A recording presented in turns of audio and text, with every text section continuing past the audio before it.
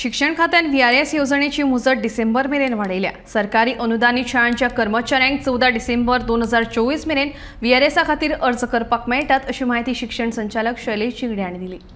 पयली म्हणल्यार गव्हर्मेंटान voluntary retirement scheme announce केली आनी तेन्ना क्लॅरिटी नाशिल्ली ग्रांट इन एड इन्स्टिट्यूशनांक ती स्कीम एप्लिकेबल आसा काय ना।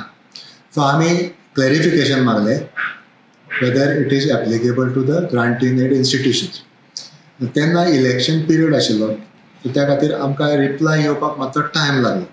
सो जेन्ना आमकां रिप्लाय आयलो की एडेड इन्स्टिट्यूशनां पासून ही स्कीम एप्लिकेबल आसा, तेन्ना तो पिरियड तांणी दिल्लो पळय न्ही तो एक्सपायर जाल्लो। सो आमी परत तांकां विचारलें कितें थोड्यांनी एप्लाय केल्ले आनी मागीर जेन्ना आमी कम्युनिकेट केलें की एडेड स्कुलाकूय ही स्कीम एप्लिकेबल आसा, खुबशे आनिकूय लोक एप्लाय करूंक सोदताले।